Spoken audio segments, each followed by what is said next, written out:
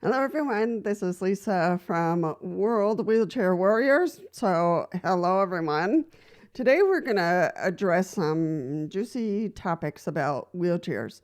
Something for you to think about if you're someone who is frustrated with your wheelchair or someone who is thinking about updating your wheelchair and just want to think it through, or someone who's completely new to wheelchairs and want to hear those tips.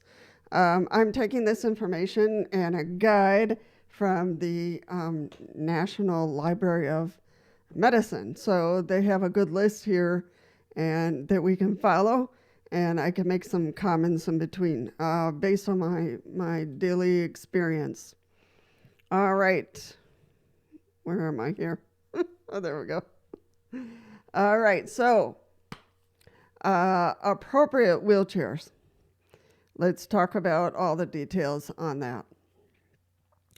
Meets the user's needs and environmental conditions. So this is a really important one because the wheelchairs that we would use here in the United States might not be the same that you would use in Saudi Arabia or you would use in Congo or, the environments are completely different, and the wheels and the shape of the wheelchair has to fit the needs of the person. So you have to kind of consider your environment. And usually the stores or the clinics who are providing wheelchairs know that already. So in your area. So that's really important. So make a list of things, so obstacles you feel that would be in your way if you've got a wheelchair.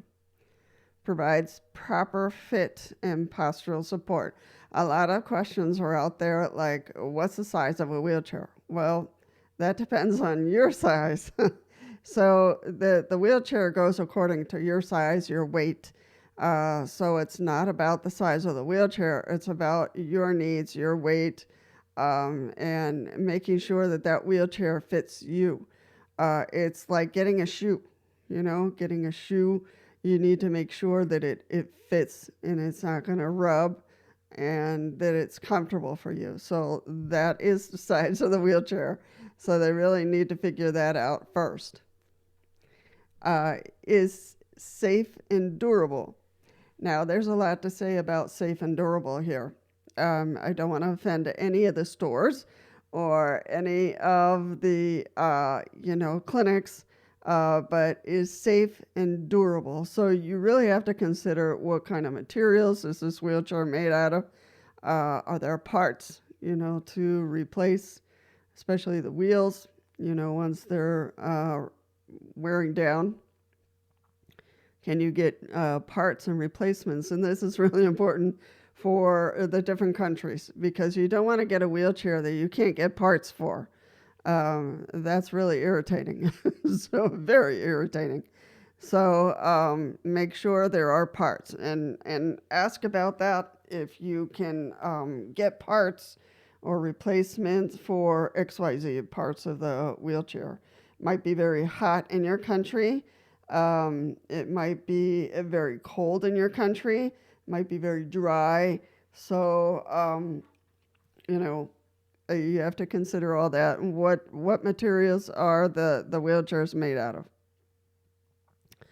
And in my country or here in the state that I live in, it can be very humid. It can be very dry.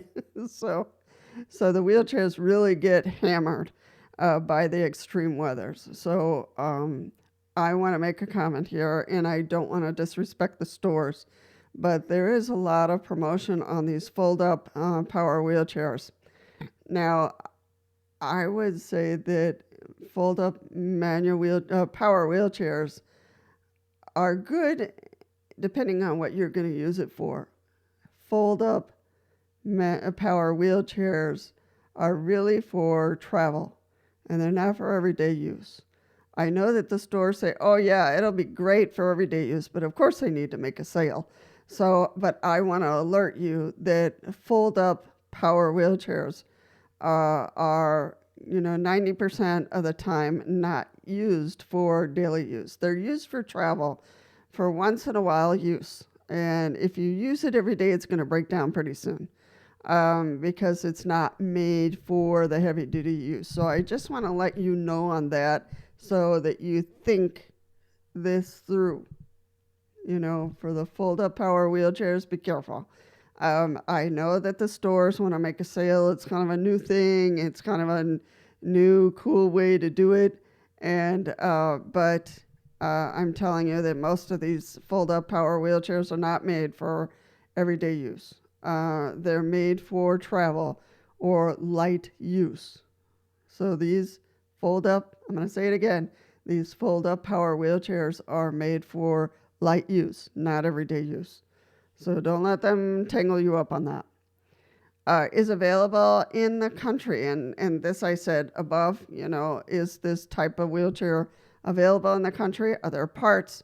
Are there somebody I can go back to if something happens with the wheelchair?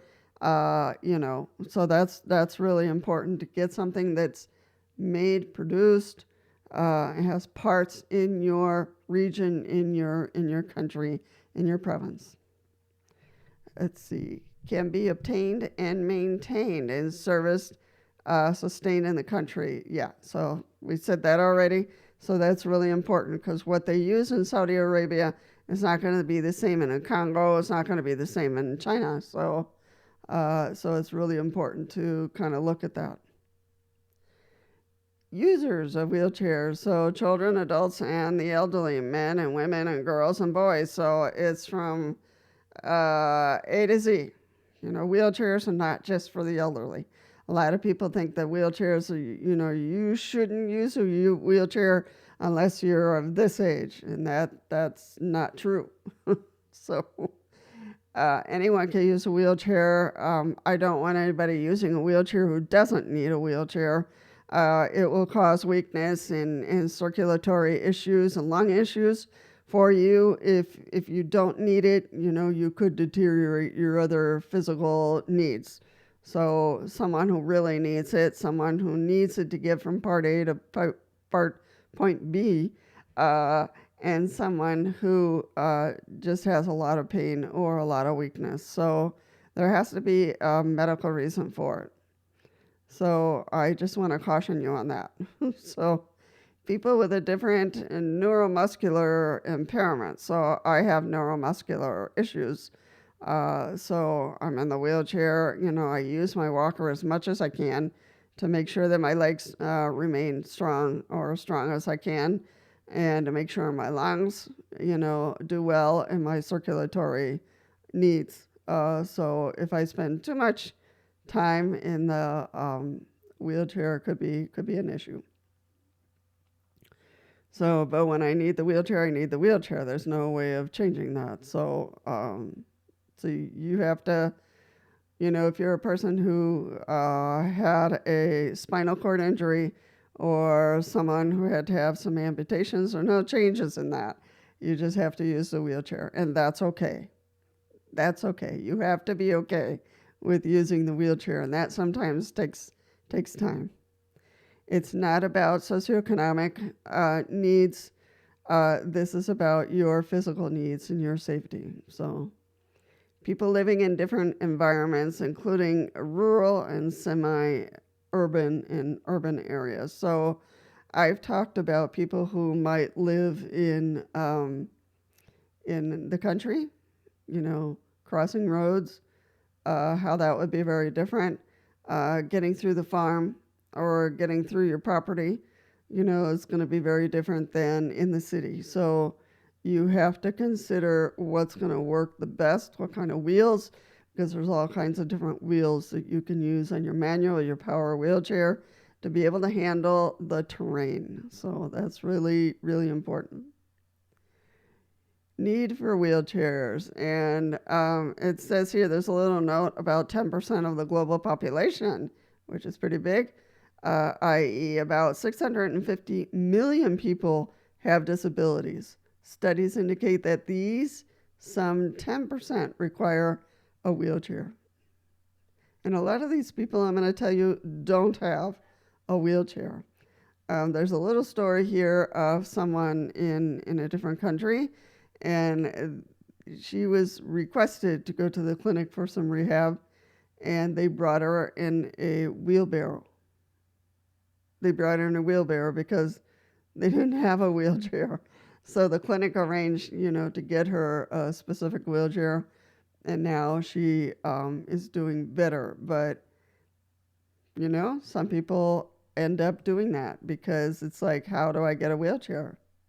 If I'm from a poor family, and that's why it's important to have uh, information and for doctors to care and to be able to work that out and make sure that all people, not only the rich but also the poor, get what they need.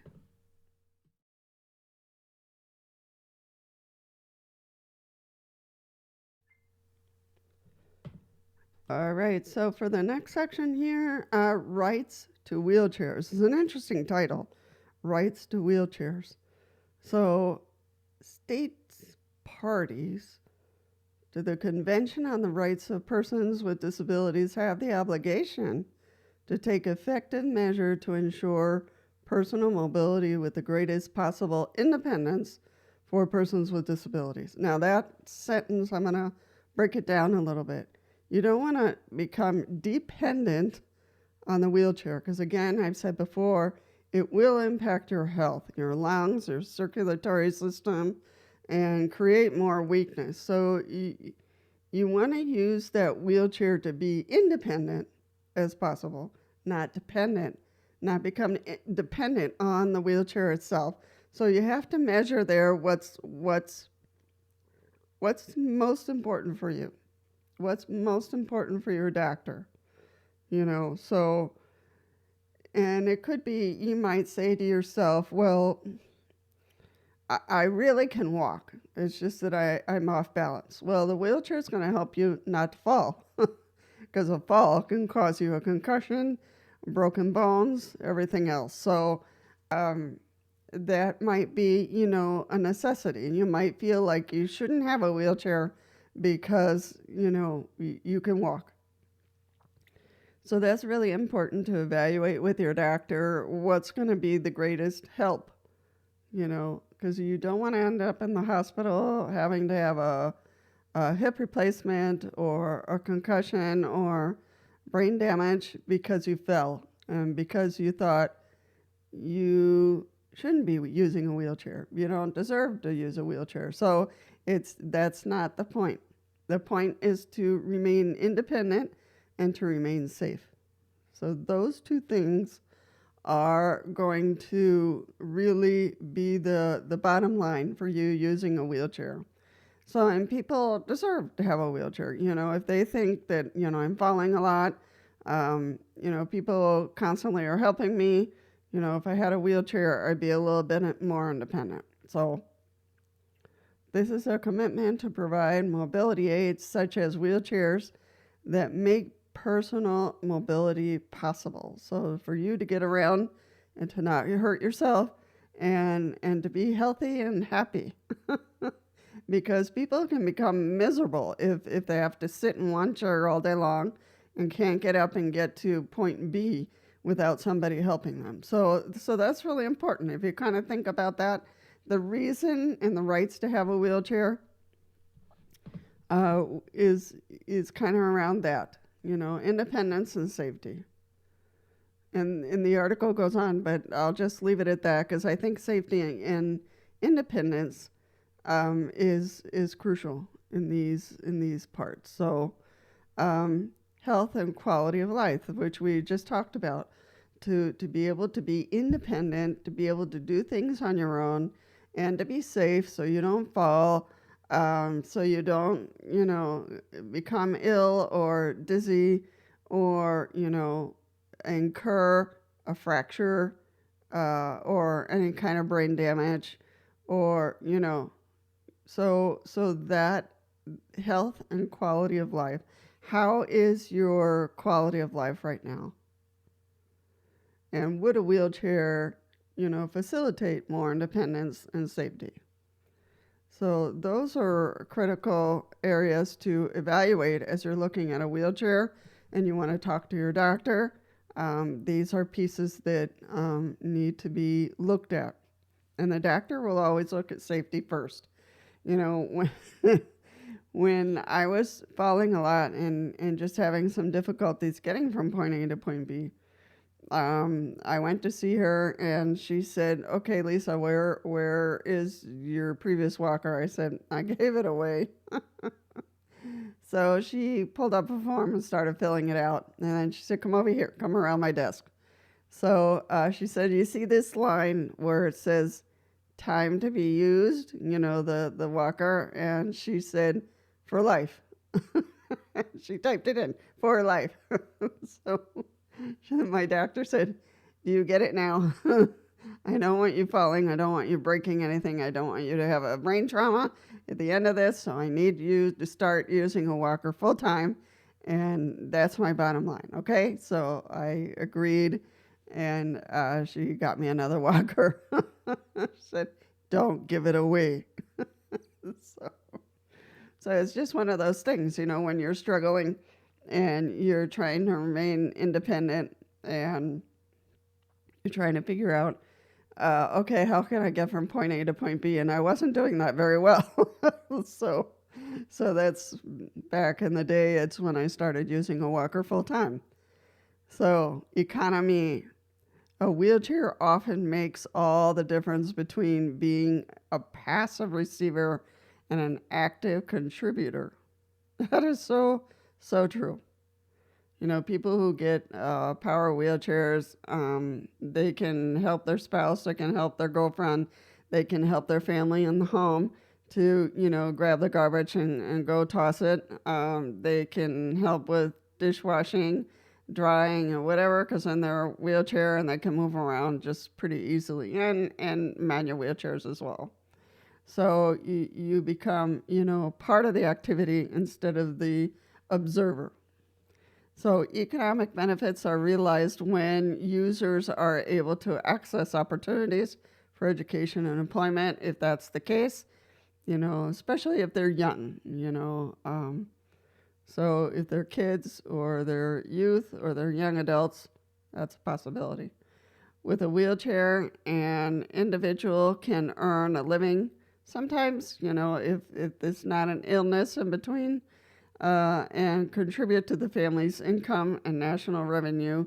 Whereas without a wheelchair, the person may remain isolated and a burden to the family. I wouldn't call anybody a burden. It's just that phase where people are trying to figure out, or the person is trying to figure out, how do I do life? So, and I don't think anybody chooses to be a burden. Challenges for users, financial barriers, which anyone faces, doesn't matter the country you're in. So, some 80% of people with disabilities in the world live in low-income countries. The majority of them are poor and do not have access to the basic services. So this is very true, and you'll see on YouTube, there's some really good videos about wheelchairs and no access to wheelchairs. And you'll see people who have been born with deformities or with illnesses, and they drag themselves on the floor because they don't have, or on the ground because they don't have a wheelchair. But they're determined. So they'll go to the market, even though they have to drag their legs, to get to the market. They'll go to the market, do what they need to do, and drag themselves back. Well, not appropriate. So, we need to be aware of those. This is a struggle of the haves and have-nots with wheelchairs. So it's sad, it's difficult, and we need to be aware of that. That we're very lucky in our country or in other countries that, they can get a wheelchair within a short period of time, and in other countries they can't. So be aware of those organizations that donate wheelchairs, that donate accessibility equipment, so that if somebody comes up to you and says, "How did you get that wheelchair?" Then you can make some suggestions, but you can also refer them to a closet that rents or gives away accessible tools.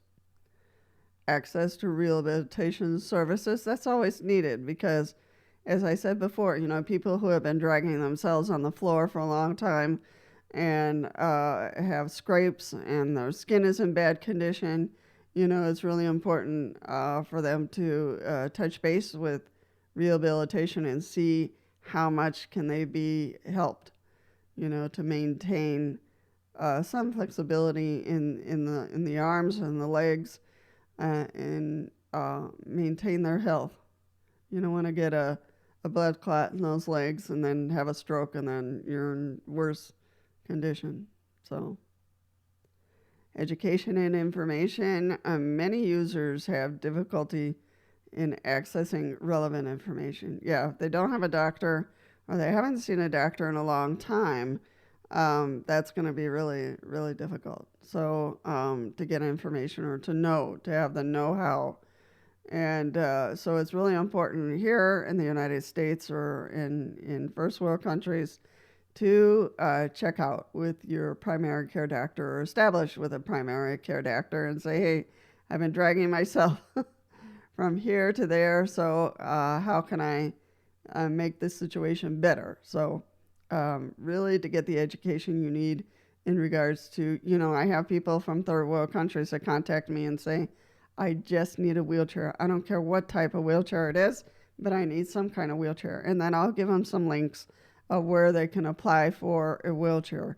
Might be a simple wheelchair, might be a manual wheelchair, but at least it's a start, so they're not dragging themselves all over the place. Choice users are rarely given the opportunity to choose the most appropriate wheelchair, and that's really difficult, and I think it needs to change. So design, production, supplies, service deliveries. So, my therapist, wanted me to use a power wheelchair no matter what. And I kind of wanted a manual wheelchair, but she said, due to your health condition, it's better for you to have a power wheelchair and we'll get you one, to get things started and see how it goes. So, I've used it quite a bit and, not a problem. But, I think that now that I've used this power wheelchair, I kind of have ideas when I can upgrade this one, what other types or designs that would help me a little bit more. So yeah, sometimes they don't give you a choice. And sometimes, most of the time, you do have a choice. So if you don't want that power wheelchair and you just want a manual wheelchair, you need to make that clear to the therapist or to the doctor and discuss why the doctor wants one versus the other. So, overview of wheelchair provisions. So, wheelchair of an appropriate design for you, for your health, for your condition. Wheelchairs that have produced to appropriate standards for you, for your terrain, for where you live. A reliable supply of wheelchairs and spare parts for where you live, your province, your country. So wheelchair services that assist the user in selecting and being fitted with a wheelchair, provided training in its use and maintenance, and ensure follow-up and repair services. This is really important. Provide training, which is lacking. Lacking in this country, lacking in many other countries. So I know that I had a little bit of training, but not a whole lot. And then I got, transferred to another facility, and there they give me a lot more training. So, and you can't take your trainer home. So, that's one of the reasons why I set up this page, to give as much information as possible for people to, there's a person who said, I keep on making holes in my walls. How can I stop doing that? So it's really important to stop making holes in your walls or having other issues with especially with power wheelchairs, because they're very strong. They have a strong motor, and you can make holes in your walls or break a glass or whatever it might be. So I give little tips and tricks that I know in my experience that will help people stop making holes in their walls or their doors. So and one of them is speed. You got to go a little bit slower. So that's really important for manual wheelchairs or power wheelchairs. The training can be really, really helpful. Design and production and supply. The design of the wheelchair depends on number of factors, you know. So physical needs of users, the way and environment in which the wheelchair will be used, and the materials and technical availability where the wheelchair is made and used. So the wheelchair that I have might not be very helpful to someone in Saudi Arabia or Iran or China or somebody on a beach. So terrain really matters. And I'm here in the Midwest in the United States, and so it's really important for me to have a chair that can handle this type of environment. But if I go to another environment, what's going to happen? So, because I grew up somewhere else, I grew up in Costa Rica. So if I go home, will this wheelchair be helpful? And there's a lot of stairs. It's not a very accessible place. And it's rare for buildings to be accessible. So I don't know what I'm going to do exactly, but my sister said, don't worry about that. We'll figure it out. Yeah. I'll be in the world of stairs. So we'll see what happens. Service delivery. So who's going to deliver it? Do you have to pick it up? Does somebody deliver it to you? Mine was delivered to me because obviously it's a power wheelchair. Can't drive all the way home with it. So they did bring it and put it together and then gave me 2 minutes of instruction. Here's how you turn it on. Here's how you turn it off. Here's how you recharge it. So in many countries, users depend on charity or external donations, which is very true. Donated wheelchairs are often inappropriate and of poor quality. Very, very true. Giving further problems for the user and for the country in the long run. So this is very true. And so, that's why a lot of people who need power wheelchairs have manual wheelchairs, and people who need manual wheelchairs ended up with a power wheelchair. So, you're not going to give someone a power wheelchair if they don't have electricity. Trust me. And you're not going to give someone a manual wheelchair who lives in a desert type place or a beach. It just won't work. So this needs a lot of thinking through on the how-to.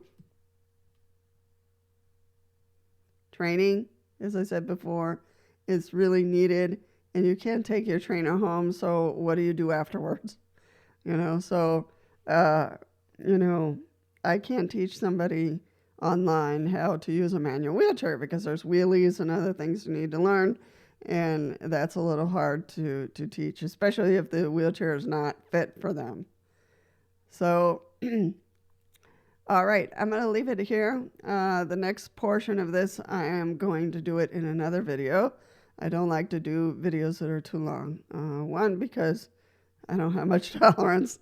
My voice starts to go. So this is good, I think, for a start for someone who's really wanting to dive into, I want to get a wheelchair or I need to get a wheelchair. The doctor told me to think about it, but I don't know where to get materials about wheelchairs. So let me go to Lisa's page to World Wheelchair Warriors and see what I can find. So I'll make this part, and then we'll go to the next part another day. All right, thank you, and I'll see you in the next one.